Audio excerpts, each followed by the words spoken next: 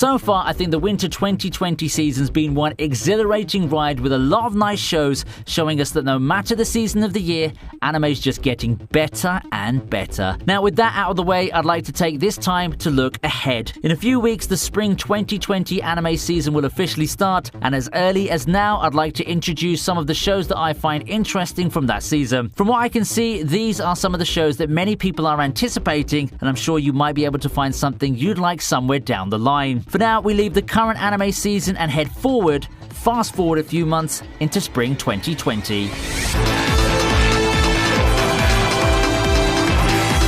Being an ordinary kid in a boring town can be uninspiring. Needless to say, it's these kinds of people who get all sorts of wacky powers in anime, and Kagaya Shuichi's no exception. However, instead of stock powers like a magical weapon or super strength, he ends up with the ability to transform into a dog mascot with a gun and a zipper down his back. Huh? It gets wilder when he meets and saves Claire. Having shared his secret with her, Shuichi finds himself being used by Claire in her quest to find her sister. How long will our protagonist's sanity hold out? Is it a crazy premise? Yes. Is it out there? Absolutely. How about the fan service? Check the images from the manga yourself. Having read some of the manga, I promise Gleipnir is one wild ride that you won't want to miss. Nevertheless, I have to warn you, it can get really weird and uncomfortable at some points. I did not expect this to get an anime.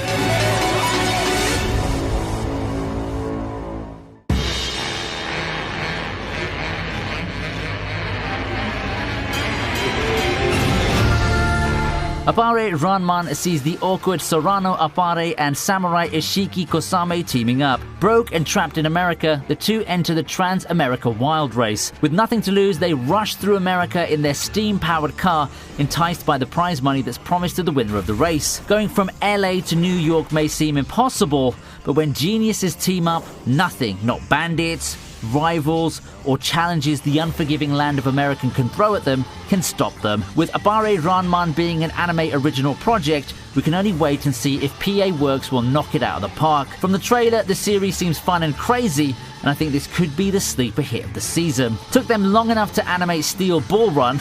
Jokes aside, let's see if PA Works' latest venture can end up being the big success that surprisingly puts the community on notice this spring. The Noitamina blocks introduce us to memorable shows like Psycho Pass, Your Lie in April, and Anohana. This time, we're in for a mystery anime.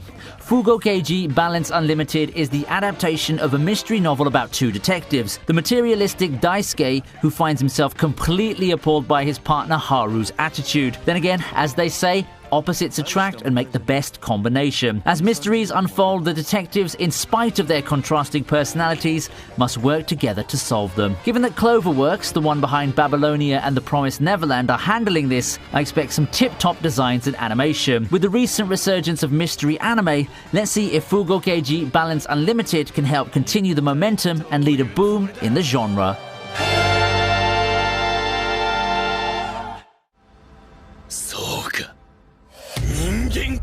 Famous for their signature art style and stories that are crazy in a fun way, Studio Trigger looks to once again make their presence felt with BNA. BNA Brand New Animals is set in a world of humanoid animals. Michiru turns into a tanuki one day, and she makes her way to Anima City. Meeting and teaming up with Ogami Shiro, Michiru starts her journey to make sense of her transformation and get to the bottom of everything. With the recent Beastars and Dorohedoro being hits, I can kind of see why Trigger would go for something like this. I mean, overall it looks interesting. We can only wait and see what wackiness Trigger has in store for us this time around. Let me say that it's also from the guys behind Little Witch Academia and Kill La Kill. Given how well those shows turned out, expectations are high for BNA. Will Trigger save anime once again? There's only one way to find out.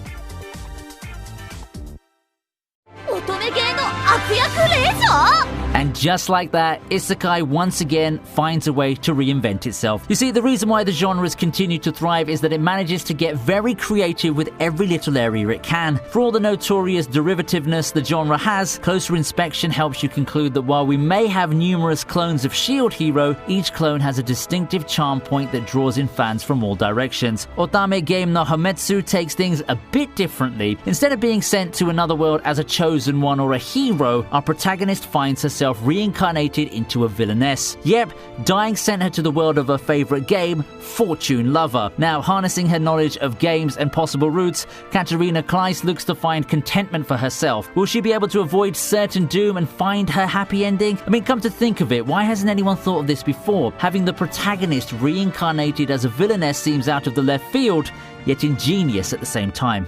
I'm very excited to see how this one goes.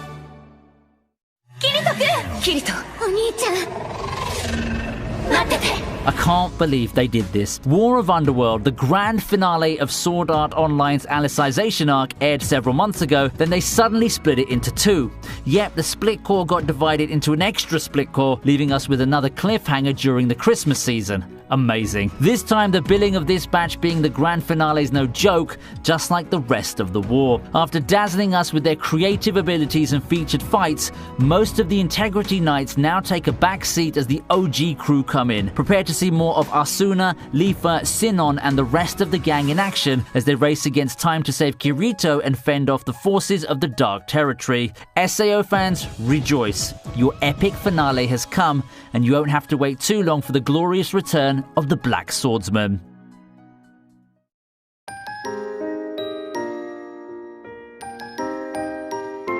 Which timeline are we living in with Snafu getting a third season? I guess it's the best timeline for anime fans, really. After several years, we finally get the continuation of the ever-popular school series. Not with an OVA, not with a movie, a full season. Yeah, it came out of nowhere, but I guess the Snafu Dakimakuras that just got released a year ago managed to fund season 3. Of course, I'm kidding, and that's not the whole picture really, is it? With the light novel concluding a while back, fans who once only hoped they would get a full adaptation of the story in anime form should be ecstatic, as it looks like we're headed into that direction. Those who grew up loving Hachiman, Yukino, Yui, and the rest of the squad will be in for a treat, as the third season of Snafu promises even more twists and developments with the characters' relationships. Hachiman's coming-of-age story from his Season 1 form looks to continue, and we all eagerly await the next chapters of his and the rest of the gang's lives.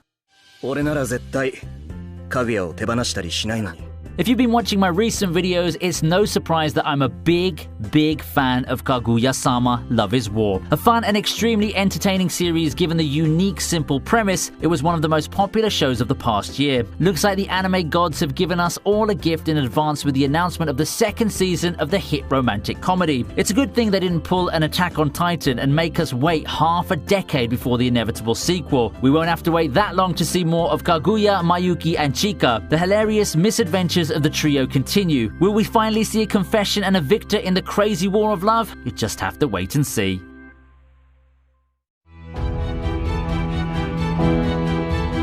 Up next on the list, we take a look at Tower of God, one of the most popular webtoons right now. 25th Bam's a boy who spent his life of isolation inside a cave underneath the tower. Chasing his best friend Rachel, Bam enters the tower. He's told that he'll get the answers he seeks should he find his way to the top of the tower right before coming face to face with a deadly test. Grasping onto the possibility of reuniting with Rachel, Bam keeps going, scaling the tower that continues to provide various challenges within each floor. I'm a big fan of the series. It's amazing in terms of world building, badass characters, and action. It promises a world of adventure that's made it into one of the best webcomics out there. The footage that I'm showing right now is the promotional material for the webtoon and the games. There's nothing better to do than wait for the anime adaptation that will surely show you why Tower of God has endeared itself to the hearts of many fans.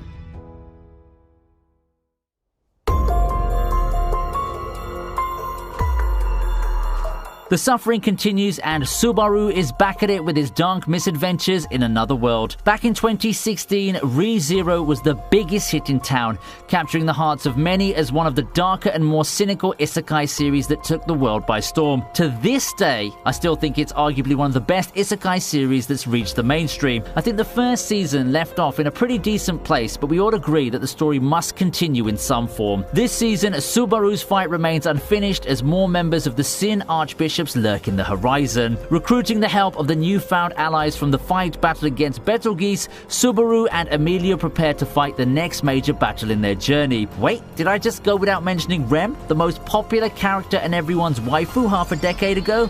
Well, you gotta watch the second season and maybe the memes and jokes from several years ago will finally make sense.